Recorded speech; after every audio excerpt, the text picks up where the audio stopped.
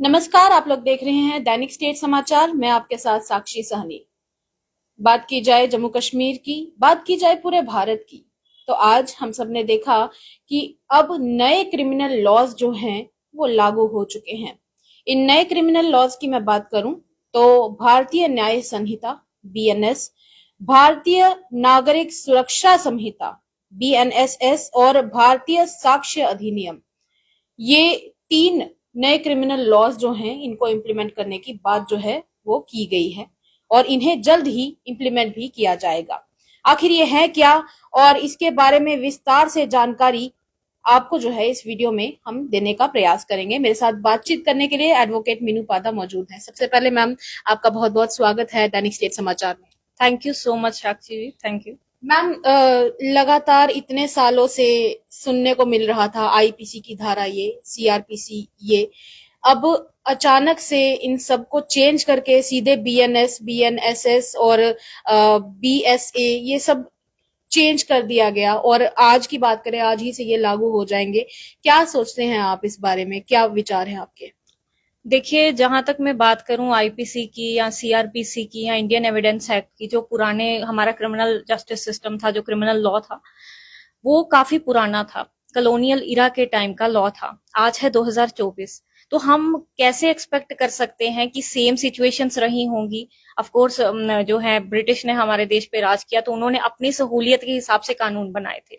अब ये बहुत जरूरी था चेंज लाना, और ये चेंज कहीं ना कहीं आज आया है 2023 में, जब पार्लियामेंट ने ये लॉ पास किया और फाइनली रात से ये 12 बजे से एनफोर्स हो गया पूरे देश में।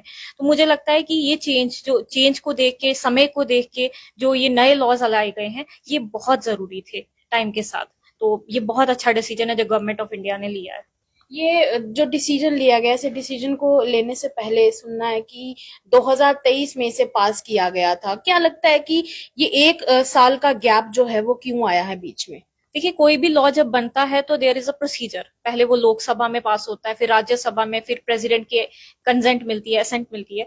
अब उसमें क्या होता है कि एनफोर्समेंट डेट जो होती है, लॉ पास हो जाता है, बट वो लॉ को एनफोर्स कराने की जो तारीख होती है, उसमें इतना गैप ऑलमोस्ट आ ही जाता है। तो 1 जुलाई उसके लिए तिथि जो है लास्ट डिसाइड की गई, और रात से आप देख रहे हैं कि ये लॉ जो है, अभी रिसेंटली मैं देख रही थी कि दिल्ली में पहली एफआईआर जो बीएनएस के तहत लग भी चुकी है, किसी रेडी वाले पे, मतलब उसने रास्ते में लगाई होगी, तो उसमें वो पब्लिक वो उसको न्यूसेंस के लिए कुछ ये सेक्शन इम्पोज की गई हैं। तो इसी तरह से अब जो भी सेक्शन इम्पोज की जाएगी, जो भी क्राइम कमिट होगा, उसको हम आईपीसी की धारा ना कह के बीएनएस की सेक्शन, ये उसके तहत जो होगा। एक चीज जो हम भी रीड कर रहे थे उसके अकॉर्डिंगली ये कहा गया कि क्रिमिनल लॉज को देखते हुए पहला जो ट्रायल होगा उसको 45 डेज का टाइम जो है वो दिया गया है, या यानी कि यूं कहूं कि उसमें जो जजमेंट्स की बात की गई है उसमें एटलीस्ट 45 डेज की बात की गई है। क्या लगता है आपको कि जो टाइम लिमिट इतना ज्यादा था, कई बार ऐसा हो जाता था कि बहुत देर हो जाती थी और कई बार विक्टिम जो होता था वो कहीं ना कहीं पास अवे भी हो जाता था। ये टाइम लिमिट जो सेट की गई है, इसको देखते हुए क्या सोचती हैं आप? बिल्कुल साक्षी, आपने बिल्कुल सही बोला है। टाइम लिमिट की वजह से, देखिए, टाइम ना होने की वजह से देश में केसेस जो हैं वो पेंडिंग रहते थे।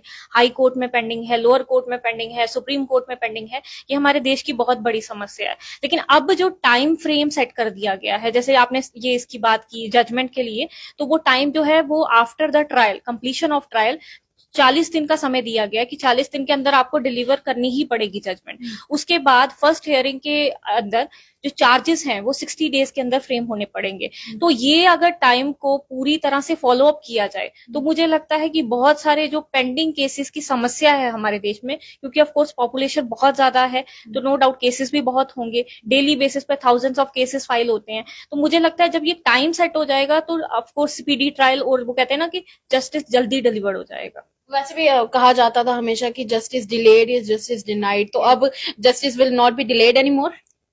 We can say that let's hope for the best in the future, कि जस्टिस मतलब आगे डिले ना हो। बट यस, प्रॉपर इम्प्लीमेंटेशन बहुत ज्यादा जरूरी है, क्योंकि कागज में तो बहुत कुछ होता है, नो डाउट पहले भी बहुत कुछ था, लेकिन स्टिल इम्प्लीमेंटेशन जो है उसको देखना बहुत जरूरी है हमारे देश में। Crime against women and children को लेके भी काफी सारी अपडेट्स जो हैं वो इसी में देखने को मिली, काफी सारी चीजें ऐड की गई हैं। एक मैं बात करूं तो जहां तक मैं भी पढ़ रही थी कि एक माइनर के साथ अगर गैंग रेप का केस सामने आता है तो उसमें दो ही चीजें जो हैं वो जजमेंट के तौर पे होंगी, या तो सीधा लाइफ इम्प्रिजनमेंट या तो डेथ सेंटेंस। किस नजर से देखते हैं आप इसे? देखिए ऑफ कोर्स एक इतना घिनौना क्राइम जो है, जब आप इतना हीनियस क्राइम करें, एक बच्चे के साथ बलात्कार कर रहे हैं, तो उसकी सजा इससे कम क्या ही होनी चाहिए। तो मुझे लगता है बिल्कुल सही है ये डिसीजन, जिसमें बच्चे के साथ, क्योंकि क्राइम बच्चों के अगेंस्ट होता है, बच्चे सबसे ना इजी विक्टिम मान, इस इजी वो कहते हैं ट्रैप में फंसाना इजी होता है उनको। तो बच्चे चाहे लड़का हो लड़की हो, चाइल्ड अब्यूज किसी के साथ भी हो सकता है। चाइल्ड के साथ बलात्कार करने पर डेथ सेंटेंस जो है, दिस इज अ बेस्ट, मैं कहूंगी कि बेस्ट डिसीजन है कि इसको डेथ सेंटेंस से कम तो वो डिजर्व भी नहीं करता। सुना है कि अब 0 FIRs वाला भी अब सिस्टम होगा, और EFIR जो है वो भी अब लॉन्च की जा सकती है। बिल्कुल साक्षी, ये ईएफआईआर का जो प्रोविजन है, इससे क्या होगा कि you don't need to go to the police station to register an FIR. आपको पुलिस स्टेशन जाने की जरूरत नहीं है। आप डायरेक्टली क्या है, अपने कंप्यूटर से या वो वेबसाइट जो होगी उसमें आप सीधे जो है वो ईएफआईआर जो है रजिस्टर्ड करा सकते हैं। बहुत बार लोगों को क्या होता है, डर होता है पुलिस स्टेशन जाना, थाने में जाना पड़ेगा एफआईआर रजिस्टर करने। इस वजह से क्या होता है, बहुत सारे क्राइम जो होते हैं वो रिपोर्ट ही नहीं होते हैं। और बहुत सारा जो ये एनसीआरबी का, नेशनल क्राइम रिकॉर्ड ब्यूरो, या बहुत सारा डेटा हम देखते हैं कि वो डेटा होता है जो रिपोर्टेड डेटा है। There are so many cases which has not been repeated because of the fear कि पुलिस स्टेशन कौन जाएगा, राइट। तो ऐसे में मुझे लगता है ये ईएफआईआर का पता है पुलिस स्टेशन नहीं जाना है, लेकिन कंप्यूटर से एफआईआर रजिस्टर्ड हो जाएगी। आप अभी FIR रजिस्टर की और बयान देने की अभी बात करनी थी। हमेशा देखा जाता है कि most of the cases, most of the rape cases जो हैं वो इसलिए भी रजिस्टर नहीं हो पाते हैं क्योंकि कहीं ना कहीं जो विक्टिम की फैमिली है और विक्टिम खुद है वो शर्म कर जाता है इस मामले में।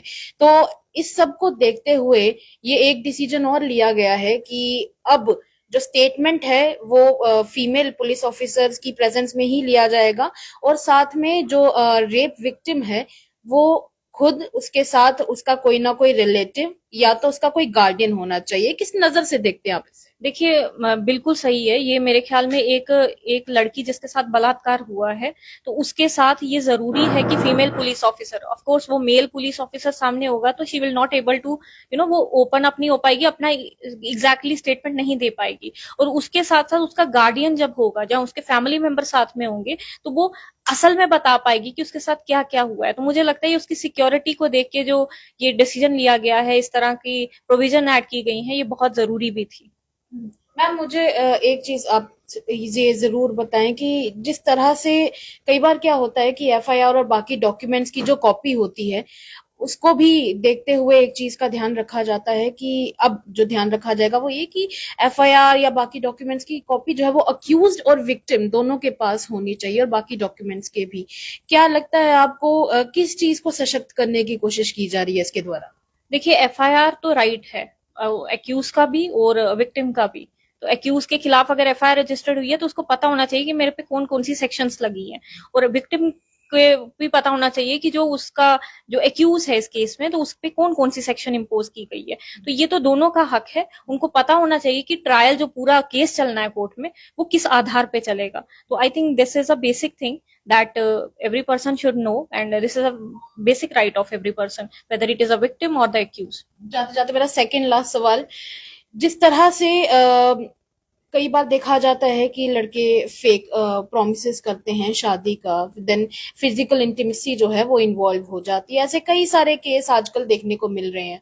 इसको देखते हुए भी इस बात का भी ध्यान रखा गया है कि इसको भी कहीं ना कहीं क्राइम के अंडर ही डाला जाएगा। क्या सोचती हैं आप इस बारे में? महिला सशक्तिकरण को किस तरह से ये फ्यूल करता है? देखिए महिला सशक्तिकरण की जहां मैं बात करूं, तो सरकार ने, या फिर मैं कहूं कि ये कानून जो है वो महिलाओं पे और बच्चों पे बहुत ज्यादा उनको एम्पावर करने के लिए कहीं ना कहीं बहुत उनकी सिक्योरिटी को ध्यान में देख के ये लॉ बनाया गया है। अब बात आती है कि क्राइम जो फॉल्स प्रॉमिस पे, जो फॉल्स मैरिज का प्रॉमिस दे के वो किया जाता है, फिजिकल इंटीमेसी या फिर मैं कहूँ कंसेंशुअल सेक्स होता है, उसमें क्या रहता है कि एक चीज जब एक लड़की के साथ होती है, कोई भी मतलब इस तरह का एक्ट होता है, तो ऑफ कोर्स जो इंसान उसको इस झांसे में लाके जब एक्ट कर रहा है तो he must be punished for the rape. क्योंकि ये कहीं ना कहीं उसने जो लड़की इन्वॉल्व हुई है उसको पूरा यही मतलब उसके साथ लाइफ टाइम गुजारना था, लेकिन सडनली वो जो लड़का है वो भाग जाए कि नहीं अब मुझे मतलब अबेंडन कर दे कि नहीं मैं भाग ही जाए मिले ही ना, तो ऑफ कोर्स उस पर कोई ना कोई एक्शन तो होना चाहिए, क्योंकि लड़कियां जो हैं मैं उनको मतलब ये तो कहीं ना कहीं उनके साथ भी गलत हुआ है और उन पे एक्शन लेना मेरे ख्याल में बनता है। तो इस बार अबैंडनिंग का जो बीच में एक वर्ड ऐड किया गया है, तो उसमें क्या कम्युनिकेशन ब्रेक करना भी अबैंडनिंग में आ जाएगा? देखिए कम्युनिकेशन ब्रेक करना ऑफ कोर्स जब आप किसी को घोस्ट कर रहे हैं, अगर अगर मैं आज की लैंग्वेज में बोलूं जो कहते हैं ना जेंजी की लैंग्वेज में जेंजी की लैंग्वेज में किसी को घोस्ट कर रहे हो आपने, बिल्कुल उससे कम्युनिकेशन वो कर दिया, तो उसको आप क्या समझेंगे? आप एकदम से बात कर रहे थे किसी से, आपने उसके साथ फिजिकल रिलेशन बनाए, लेकिन एक टाइम के बाद जैसे ही आपने सब कुछ कर दिया उसके साथ, तो उसके बाद आप जो है गायब हो गए सडनली। तो मेरे ख्याल में इट शुड बी पनिश्ड, ये बिल्कुल बनता है क्राइम, और इस पे पनिशमेंट तो मिलनी चाहिए। मैम ओवरऑल, जाते जाते आखिरी सवाल, ओवरऑल ये जो भी चेंज जो है ये लाया गया है भारतीय दंड विधान में, आपको क्या लगता है कि समाज को कितने हद तक सशक्त कर सकता है? कहीं आपको ऐसा तो नहीं लग रहा कि एक पक्ष जो है उसको कहीं ना कहीं पूछा ही नहीं गया, एक पक्ष को ज्यादा सशक्त कर दिया, ऐसा तो नहीं लग रहा आपको? क्या सोचती ये बहुत बड़ी कंट्रोवर्सी भी रही है साक्षी, कि क्या होता है कि लड़कों के साथ हमेशा ये चीज होती है, क्योंकि अगर मैं स्पेशली बात करूं बड़े बड़े शहरों की, तो वहां पे क्या होता है कि मिसयूज बहुत होता है कानून का बाय फीमेल, स्पेशली अगर बात कहूं ये क्रूएलिटी लॉज जो है या रेप जैसी वो सेक्शंस भी मिसयूज की जाती हैं। वहां पे मुझे लगता है कि थोड़ा सा जो है वो इक्वल बैलेंस होना चाहिए। ऐसे अगर कोई आप पे झूठा आरोप लगाता है तो शी शुड बी पनिश्ड, मतलब उसी लेवल का पनिशमेंट मिलना चाहिए जो एक लड़के को मिलना था अगर उसने रेप किया होता। तो मुझे लगता है कि यहाँ पर देखने का सवाल है। बाकी अमेंडमेंट तो कानून में होती रहेगी, एडिशन होती रहेगी टाइम के साथ साथ, लेकिन मैं एक लास्ट में यही बोलूंगी कि कानून जो है वो सबके लिए बराबर है, और इस कानून के अगर ये नए क्रिमिनल लॉज हैं इनको देख के बात की जाए तो लॉ ऑफ रूल नहीं, रूल ऑफ लॉ कंसिडर किया जाता है, और न्याय को जस्टिस को ध्यान में रख के ये लॉ लाए गए हैं। तो मुझे लगता है कि हर एक पक्ष के लिए ये लॉ कहीं ना कहीं पॉजिटिव ही चेंज लाने वाला है, क्योंकि एक तो 0 FIR का प्रोविजन आ गया है, और ऊपर से EFIR का जो सबसे बड़ा क्राइम का बेस होता है FIR रजिस्टर्ड करना, वो एक बहुत अच्छा प्रोविजन है। तो I think this is the best thing. Yes, तो फिर जाते जाते सत्यमेव जयते। सत्यमेव जयते, बिल्कुल। Thank you so much Meenu ji, आपने हमसे बातचीत की और ये जो नए क्रिमिनल लॉज हैं इनके बारे में आपने हमें काफी जानकारी हमारे और हमारे दर्शकों के साथ जो है वो शेयर की, उसके लिए बहुत बहुत धन्यवाद। थैंक यू सो मच साक्षी। तो आज के लिए बस इतना ही, दीजिएगा इजाजत। देखते रहिए दैनिक स्टेट समाचार और इस वीडियो को ज्यादा से ज्यादा शेयर कीजिए, ताकि आपकी जानकारी में अगर कोई ऐसा हो जो इस सब के बारे में जानना चाहता है तो उसे थोड़ी जानकारी जो है वो इस वीडियो के जरिए भी मिले। तब तक के लिए दीजिए मुझे इजाजत। देखते रहिए दैनिक स्टेट समाचार। नमस्कार।